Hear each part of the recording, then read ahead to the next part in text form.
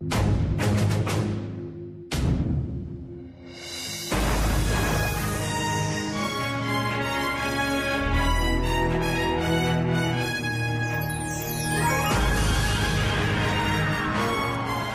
라디오 이동경의 뉴스 정면 승부 2부 시작합니다. 뉴스 정면 승부에서만 만나볼 수 있는 고퀄리티 정치 토크 여의도 정면 승부 시간입니다. 오늘은 여야 의원 두 분 스튜디오에 모셨습니다. 더불어민주당 이재정 의원, 국민의힘 박성중 의원 나왔습니다. 어서 오십시오. 네, 안녕하세요. 안녕하십니까, 박성중입니다. 예, 그동안 이재정입니다. 전화로 두 분 모셔가지고 우리 청취자분들이 제발 좀 스튜디오로 모셔달라. 오늘 어렵게 모셨습니다. 많은 말씀 해주시기 바라고요. 자, 먼저 저희가 일부에서도 찬반 토론을 했습니다만 가장 핫하니까 이거부터 한번 여쭙고 가겠습니다. 의료법 개정안, 금고 이상형을 선고받은 의사의 면허를 정지 또는 취소한다. 이 부분을 두고 의협이 지금 총파업 얘기했고 백신 접종에 협조하지 않을 수도 있다까지 이제 얘기를 하면서 논쟁이 됐는데, 일단 여당 입장부터 들어볼까요? 여당 입장은 뭐 쭉 여러 분들께서 이야기를 했습니다만 강경 대응하겠다 뭐 이런 얘기던데. 네, 뭐 원칙적인 얘기를 제가 다시 반복할 수밖에 없을 것 같은데요. 저도 변호사라는 자격을 갖고 있는 지금 휴업 중이지만 국민께 꽤나 높은 신뢰를 받아야 하는, 그래서 도덕적 의무만이 아니라 법적 의무에 있어서도 스스로 철저해야 하는 직업군의 하나이고요. 변호사 직역만 하더라도 의사가 지금 그래왔지 않다는 게 국민이 납득이 안 될 정도로 이런 금고 이상의 형을 받을 경우에는 자격이 정지가 됩니다. 그래서 변호사, 회계사 다 그렇죠. 맞습니다. 그래서 통상의 국민적 신뢰가 높아야 하는 고도의 높은 의무감, 책임감을 요구하고 있는 직업군에서 통상적으로 적용되던 례를 동일하게 적용하기 때문에, 그렇기 때문에 여야가 모두 관련 상임위에서 통과시켜서 법사위로 넘겨온 내용이거든요. 이 법안이 세수한 문제되는 이유를 사실은 납득할 수가 없습니다. 박 의원님. 원칙적으로 지켜야 할 건 지켜져야 되지 않겠습니까? 금고 이상의 형을 했다는 것은 그만큼 중대한 어떤 사유가 있다고 판단할 수밖에 없거든요. 그런 차원에서 보면 뭐 여야가 입장은 같다. 다만 어떤 의료 관련해서 혹시 예외적인 사항이 있는지 좀 더 구체적으로 살펴볼 필요는 있겠다는 생각이 듭니다. 그럼 뭐 법사위 올라왔을 때 다시 살펴볼 그런 가능성이 혹시 있습니까? 또 누더기로 또 변하지 않느냐, 또 이런 걱정하는 부분도 계신 것 같은데. 크게 뭐 변할 게 있겠습니까? 네, 그리고 법사위 권능을 원칙적으로 본다면 우리 야당 의원님들께서도 최근에도 누차 계속 강조해서 말씀하시는데요. 법사위가 사실 상원 기능을 해서는 안 된다는 측면에서 당의 상임위에 논의된 내용을 전제로 해서 전체적인 체계 작구라든지 등등 고유의 권한의 심사 권능만 있기 때문에 그런 점에 미루어 본다면 좀 아쉬운 점은 우리 김종인 비대위원장이 오늘 그 의사의 심기라는 말씀을 쓰셨는데 저는 다수의 의사 선생님들이 지금 얼마나 어려운 현장에서 본인이 선서하셨던 그 초심으로 환자들에게 정말 매진하고 계시고 헌신하고 계시거든요. 그런 분들이 뭐 심기를 관리하고 아니고 때문에 국민에 대한 의무를 다하고 덜하고는 아니라고 생각하고요. 정치권에서 이 부분을 너무 정치화시키지 않았으면 좋겠고, 대다수의 의사 선생님들의 우리 존경하는 의사 선생님이란 말을 제가 붙였는데요. 모두가 그렇게 바라고 있는 방향의 의무감 응당 느끼고 계시리라고 생각합니다. 책임감 다하시는 분들께 누가 되지 않도록 논의가 흘러갔으면 좋겠습니다. 너무 그렇게 김종인 비대위원장의 신기를 그렇게 좀 한쪽으로 해석 안 했으면 좋겠고요.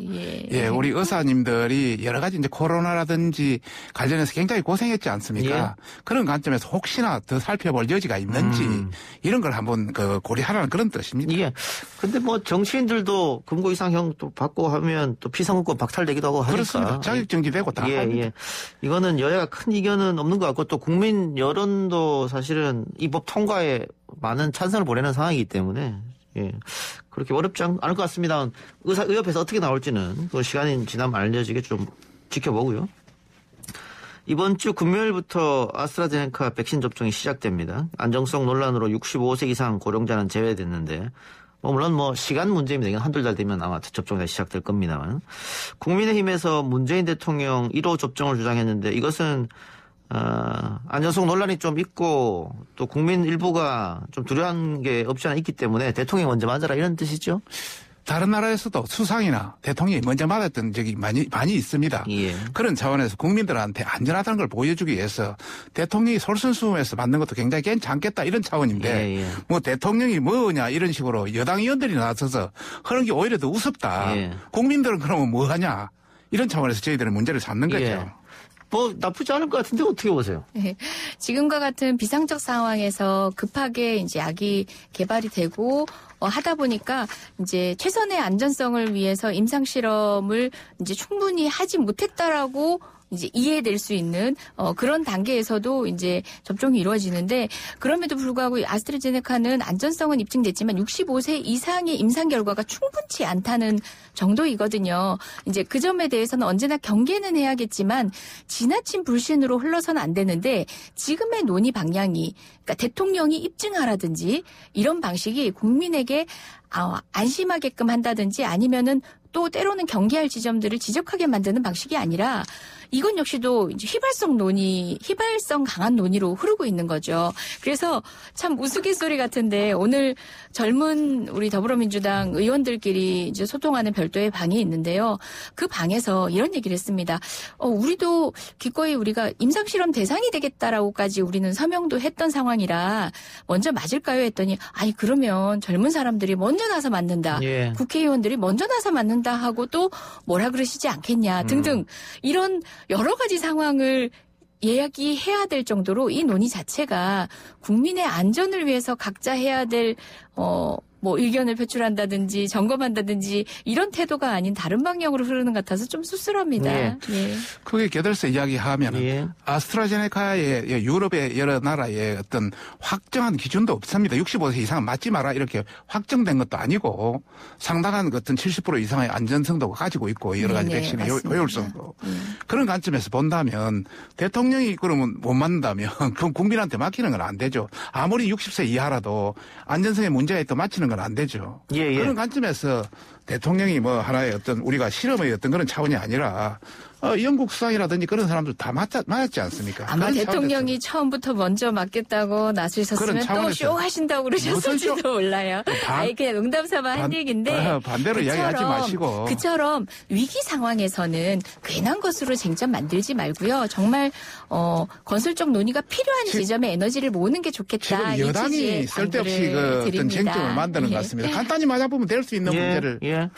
저도 뭐 이거는 뭐 크게 문제될 건 아니라고 보고 뭐 다른 국가에서도 이렇게 하니까. 근데 야당에서 우리 코로나 백신이 너무 늦게 들어온 거 아니야 타국에 비해서 이렇게 이제 많이 공격을 했었는데 지금 외국에서 먼저 맞아서 우리가 추세를 보니까 부작용이나 이런 문제가 거의 크게 없지 않거든요. 없습니다. 그래서 저는 이런 부작용 문제라든가 또 안전성 문제를 계속해서 뭐 언론에 언급하는 것도 그렇게 그쪽 좋아 보이진 않는데 맞습니다. 조금 언론의 역할도 중요할 것 같습니다. 예를 들면 의료기관 종사자들이 94% 이상 맞겠다고 했는데 뭐 6%가 못 맞겠다 그랬다 이걸 반대로 그걸 띄워서 하는 건 좀 문제가 있지 않나 그렇게 보고요. 우리 목표대로 집단 면역이 되려면 11월이니까 빨리 접촉하는 거 그것도 이제 우리가 생각해 봐야 될 문제인 것 같고요. 국회 법사위에서 업무 보고가 있었는데 여야 공방이 치열할 것이다 예상했는데 그 이용구 차관이 고열로 출근하지 못하면서 열리지를 못했습니다.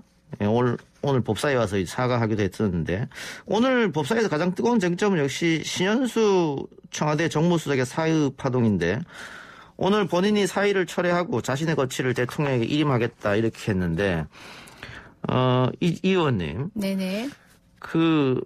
어쨌든 청와대 비서관이지 않습니까? 네. 청와대 비서인데 일명 40일 만에 이런 파동을 일으킨 것은 분명히 처신에 문제가 있다. 이런 이야기가 많거든요.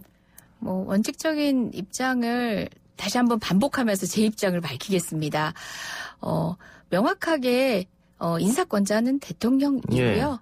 그리고 또 법무부 장관이 재청권자입니다. 민정수석도 검찰총장도 그 가운데에서 다른 어떤 이야기를 왈가왈부한다는 것 자체가 지금 현재 법무부 그리고 검찰발 개혁의 문제나 인사의 문제를 바라보는 데 있어서 어떤 장애들이 있는지를 보여주는 또 한 면이지 않았나 싶기도 합니다. 그런 갈등을 너무 또 부추기는 방식으로 외부에서도 소비한 게 아닌가라는 점검도 필요하다고 봅니다. 근데 어쨌든 조국, 추미애, 박범계, 또 윤석열, 또 신현수 대통령이 인사권자인 대통령이 임명한 사람들이 계속 이렇게 시끄럽게 문제를 일으키니까 어찌됐든 간에 결론적으로 뭐 인사 실패 아니냐 이런 얘기도 있어요. 대통령이 임명을 하고 기본적 가치에 공감하는 이제 수많은 뭐 장관들도 있고 이제 역할을 하시는 분들도 있는데 또 어떤 분들은 대통령이 시키는 대로만 한다 이런 시각으로 보시는 분들도 있으니까 사안을 어떻게 보느냐에 따라서 다른 건데요. 어느 정도의 갈등은 언제나 어떤 업무에서건 존재할 수 있는 거고 다만 지금 방금 지적하신 것처럼 몇 가지 지점들은 사실은 당의 인사권자와 임명된 자 간의 갈등이 아니라 분명히 봐야 될 다른 전선이 있다는 거죠. 오래간 쉽지 않았던 검찰 개혁과 또 그 검찰 인사에 있어서 비정상적이었던 것을 정상으로 돌리는 과정 안에서의 불편함들이 그런 개개인의 갈등인 양 또 인사권자와 임명된 공직자와의 갈등인 양 봐지는 거고 그런 방식으로 소비를 해왔던 관점이 더 문제라고 봅니다. 예. 그 신수석 사태 어떻게 보고 계십니까? 국민의힘에서는?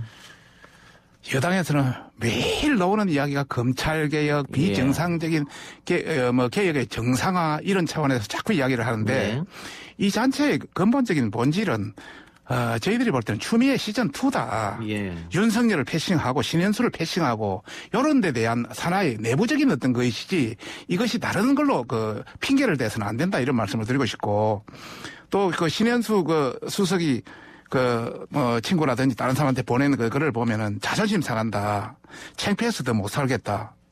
그리고 정말 문제가 많다. 그리고 법무부와 검찰의 협력 관계는 시작도 못하고 깨져버렸다. 이런 이야기를 하는 걸 보면은 상당히 많은 어떤 걸 감고 있다. 그래서 이것은 상당히 어떤 시한폭탄적인 생각이 아니겠느냐 이런 생각이 많이 있고요.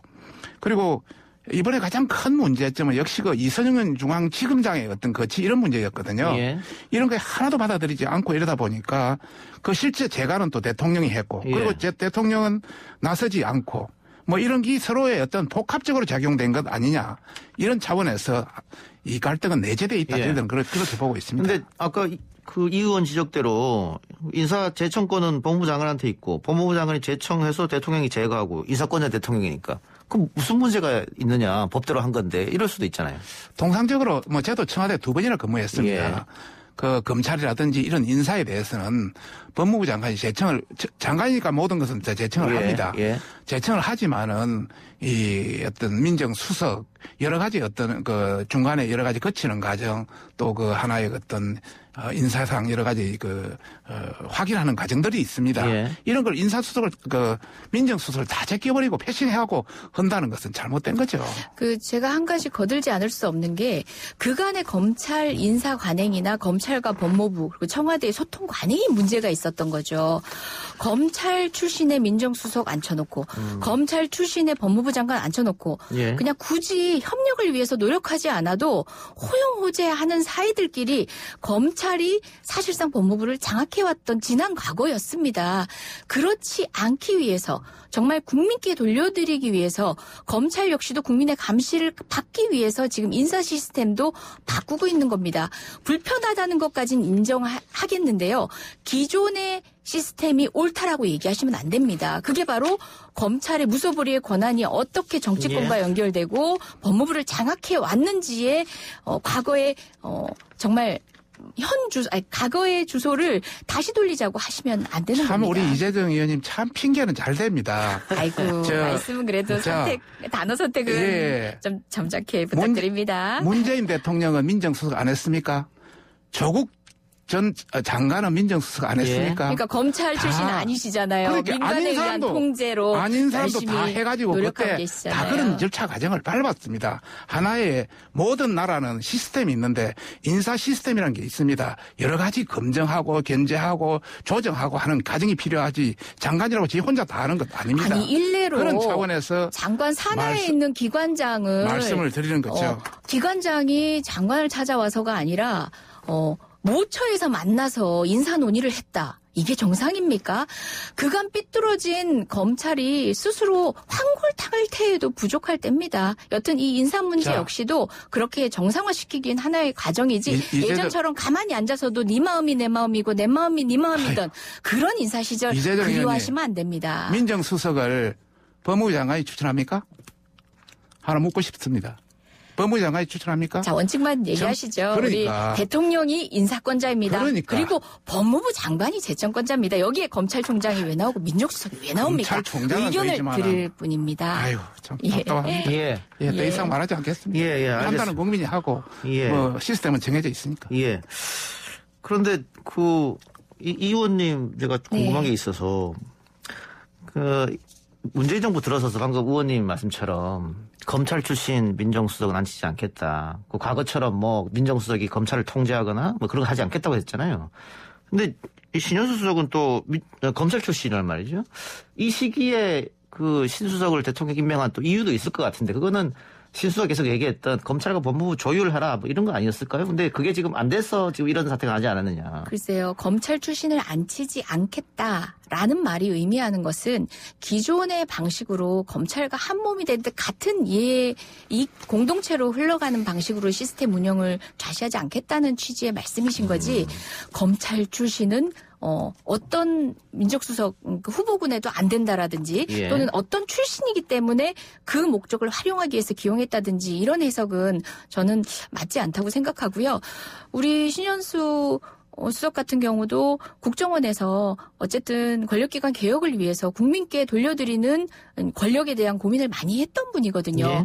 문재인 정부의 그런 국민께 권력기관을 돌려드린다는 측면에 모든 가치에 동의하고 나름의 방식의 역할을 해왔던 분입니다. 그래서 조금 이제 그 출신을 이유로 해서 또는 최근의 어떤 갈등을 지나치게 크게 바라보면서 사안을 해석하는 시각은 저는 반대입니다. 알겠습니다. 저는 좀 달리 생각합니다. 예. 신현수 수석을 이번에 그 수석으로 그쪽에 민정수석으로 임명한 것은 그동안 여러 가지 어떤 법무부 장관과 검찰총장의 여러 가지 불협화음이 많았지 않습니까? 예. 중간자적 입장에서 충분히 업무를 아는 입장에서 잘 조율하라. 이런 차원에서 저는 신현수 수석을 했다고 생각합니다. 또 신현수 수석이 법무부 장관보다 훨씬 더 고참이지 않습니까? 법 쪽에서는 그런 차원에서 한 것이지 단순히 우리 의원이 말씀하신 그런 차원은 아니다. 대통령도 여러 가지 국정을 운영하는 데는 다양한 기준과 절차와 또 여러 가지 어떤 지향하는 바가 있지 않겠습니까? 예, 알겠습니다. 자, 이제 9분 좀 남았는데요. 예, 다른 주제로 넘어갑시다. 국회 정보위에서도 전체에 걸렸는데 이명박 정부 국정원의 국회의원 대상 불법 사찰 의혹. 국민의힘에서는 이거 선거 직전에 선거 영향 미치기 위해서 갑자기 들고 나왔다 이렇게 판단하신 거죠? 네, 결론적으로 말씀드리고 싶고요. 노무현 정부라든지 DJ 정부도 사찰했습니다. 예. 2005년도에도 국정원에서 노무현 노무현 국정원에서 DJ 정부도 사찰했다 이야기했고 2012년도도 노무현 정부 사찰했다는 이야기들이 다 나왔습니다. 저희들이 이제 문제 삼는 것은 이번에 18대 국회의원 인적 사항에서 나왔지 않습니까? 그게 박형준 지금 현재 부산시장 후보자가 관계돼 있으니까 나온 것이라는 생각이 들면서 이 정부 문정부 출범 초기에 적폐 수사 다 했지 않습니까? 적폐 청산 수사. 그다음에 그 당시에 국정원 데이터베이스 다 체킹했거든요. 하려면 그때 공개를 해야지. 이제까지 가지고 있다가 그것도 국정원 고위 어떤 관계자 입을 빌어서 SBS에 온다. 이거는 누가 봐도 이거는 하나의 어떤 선거용이다. 그리고 문재인 정부 들어서 뭐라 했습니까? 국정원을 국내 정치에 개입하지 않겠다. 또 국정원법도 개정해서 그런 정치적 중립성 내용 다 넣었습니다. 지금 이렇게 공개하는 것이 바로 정치 개입이지 뭡니까? 그런 차원에서 정말 이런 것이 반복돼서는 안 된다. 이런 말씀을 드리고 싶습니다. 자, 과정을 정확히 하실 필요가 있는데요. 이게 시민사회에서 정보 공개를 청구했던 건입니다. 이게 2017년도에 청구를 해서 사실 저는 그 부분에 굉장히 불만이 많은데요. 정보 공개에 기관들이 응하지 않았습니다. 그래서 결국은 판결을 통해서 공개하라라는 결정이 나온 거거든요. 내가 사찰 당했는 것 같은데 그 문서가 그렇죠. 있으면 내놔라 이렇게 했단 말이죠. 저는 2017년 당시부터 박근혜 정부의 캐비넷 문건 기억나십니까? 이재정 의원이 기록원 가서 연필로 써가지고 나왔던 거 기억하시죠? 공개했던 거. 당시에 의원 이재정이 이렇게 연필로 쓸 수 있는 거면 복사도 돼야 되고 국민도 볼 수 있어야 마땅한 거다. 그게 법리의 논리 일관성이 있는 건데 왜 국민께 공개하지 않는지가 제가 제기하던 문제였고 그럼에도 불구하고 수많은 야당 의원님들의 반대에 부딪혀서 행안위에서 이 문서 공개하지 말라는 주문이 이어졌었습니다. 저는 그것부터가 문제였던 거고요. 이런 역사를 살펴본다면 제가 확인했던 문서는 사실 지금 언론을 통해서 공개되는 문서보다 훨씬 더 충격적인 내용들 많았었거든요. 기본적으로 야당 인사들을 다 종북 좌파라는 표현을 통해서 앞에 수식어를 붙입니다.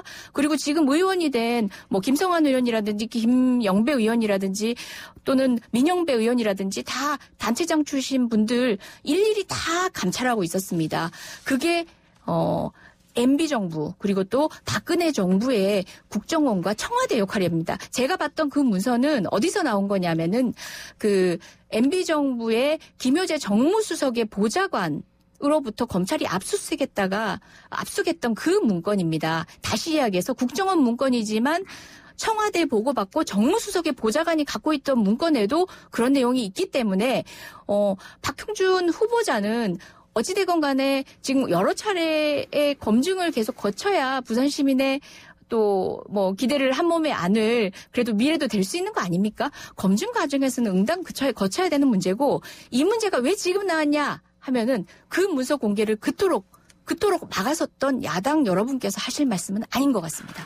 제가 한마디만 더 하겠습니다. 예? 이번에 출처 공개가 SBS 나왔는데 국정원 고위 관계자라고 분명히 밝혔고요. 우리 지금 현 정부가 잘하는 일이 있습니다. 자기들이 흙이 곤란하면 민간단체를 시민단체를 시켜서 시민단체에서 법원에 그걸 보내가지고 법원에서 지금 우리법연구회나 국제법연구회나 민변 출신들 얼마나 많습니까? 그래가지고 판결 그쪽으로 내가지고 자연히 하는 방식입니다. 정말 그리 안 했으면 좋겠습니다. 예. 그 말씀 책임지셔야 됩니다. 문서 공개 청구했던 시민사회와 정말 그 판결을 내린 법관 그리고 또 관련돼 있다고 지적되는 정치인들한테도 굉장히 모욕적인 발언입니다. 저야말로 그런 소송을 거치기 전에 공개해야 된다라고 국회에서 그토록 주장을 했는데 그때 함께 하시지 지금까지 이런 사례가 너무 많았다는 뜻입니다. 그것도 굉장히 위험한 말씀이세요. 그게 충분히 가능성이 있다. 이런 가능성이 있다. 예, 제가 이걸 그대로 하는 것은 아니고 이런 사례들이 너무나 많았기 때문에 그런 사례도 없었습니다. 법원 판결이 편향성을 띨 가능성이 있다 이 말씀이에요. 예, 알겠습니다. 그렇습니다. 예. 이 의원님 야당에서 주장하는 김대중 노무현 정부 때도 불법 사찰이 있지 않았느냐 다 공개하자 이 부분은 당 어떻게 생각하고 계세요? 공개를 하실 정보 내용이 있으면 공개를 하십시오. 하지만 제가 저도 이제 문재인 정부 노무현 정부의 일부 문건들도 확인을 했습니다. 예. 분명히 다릅니다. 다른 정치 세력들을 종북좌파로 밀어붙이면서 일상적 감시를 해왔던 정부와 그렇게 비교하는 것 자체가 모욕스러울 겁니다. 예. 참 말을 잘하시네요. 노무현이나 김대중 정부에서는 민간이나 공무원까지도 사찰을 다 했습니다. 이번에 공개돼서는 국회의원 아닙니까? 그런 관점에서 서로 비교해보면은 과연 어느 정부가 제대로 했는지는 서로 내가 그렇다고 이거 잘했다고 손하는 말은 아닙니다. 선거용으로 활용을 안 했으면 차라리 선거 끝나고 나서 했으면 저희들도 말하지 않겠지만은 이제 선거가 40일, 50일밖에 남지 않았는데 이때 이렇게 꺼내는 것은 충분히 그 의도가 있다. 이렇게 저희들이 야당이기 때문에 충분히 제기할 수 있는 문제죠. 그러면 어쨌든 김대중, 노무현, 이명박, 박근혜 정부 때 다 사찰이 있었다고 하니까 박지원 원장이 특별법 이야기도 했고 진상규명 재발방지 대책을 위해서라도 다 한꺼번에 이렇게 하는 게 좋지 않을까? 저희들도 반대하지 않습니다. 권력기관에 대한 국민의 통제가 가능하도록 하는 시스템적인 노력은 당연히 필요합니다. 하지만 지금 사법농단 사태도 그렇고요. 지금 MB정부에서 이루어졌던 이와 같은 방식 국정원을 통한 사찰 문제도 왜 이 방식으로 소위 물타기를 하려는 건지 모르겠습니다. 책임 소재를 명확히 하고 개선을 체제를 시스템을 개선해 나가고자 하는 책임지는 모습이면 함께할 수 있습니다. 박 의원님한테 하나 더 여쭤볼게요. 그 만일 박형준 예비후보가 당시에 보고를 받았다고 하면 그러면은 그 후보 자격을 유지하기는 어렵지 않겠습니까? 그게 드러난다고 하면? 그것은 뭐 가정 아니겠습니까? 그런데 지금 제가 왜 이런 질문을 드리냐면 국정원 자료 중에 홍보수석, 정무수석한테 보고했다는 자료가 있어서 그래서 한번 여쭤봐서 본 겁니다. 뭐 그것까지 이렇게 답변하는 것은 좀 불편하다고 생각합니다. 예. 그 제가 말씀드리건데 2011년도 그러니까 아마 제가 볼 때는 우리 박형준 정무수석의 후임 정무수석님인 것 같은데요. 보좌관이 가지고 있던 자료만 하더라도 국정원 보고 내용이 상당수 있었고 그 내용에는 야당 지방자치단체장과 국회의원 심지어 친박계 그러니까 박근혜 대통령의 보좌관에 대한 사찰 내용까지 있었습니다. 제가 방송 오기 전에 다시 한번 내용을 확인하고 왔는데요. 충분히 개연성 있는 방식의 보고 라인이라고 봅니다. 저는. 이재정 의원님. 네. 제가 청와대 2번 있었습니다. 한 번은 와이스 때 있고 또 한 번은 DJ 때 있었습니다. 청와대에는 민정 라인이라든지 정무 라인에 그런 보고서들이 자주 옵니다. 그걸 다 까기 시작하면 전반적으로 상당히 충분히 문제될 수 있기 때문에 내용은 있으나 하나의 공개된 게 문제다라는 지적이십니까? 하나의 업무 과정에서 그런 사항들이 많이 있었다는 말씀을 드리고 싶습니다. 알겠습니다. 저 이제 1분 남았는데 딱 30초씩 두 분에게 드리겠습니다. 문재인 대통령이 코로나에서 벗어난 상황이 되면 국민 위로지원금을 검토하겠다라고 했는데 야당에서는 이거는 매표행위다 이렇게 반발하고 있는 것 같습니다. 짧게 입장 부탁드리겠습니다. 네. 4차 재난지원금이 아직도 제대로 출발도 못하고 있는데 그게 10조가 될지 20조가 될지 그러고 있는데 다시 5차 재난지원금이 끝나면 주겠다. 이 끝나는 시점이 내년 상반기에 될지 내년 11월 될지 아직도 모릅니다.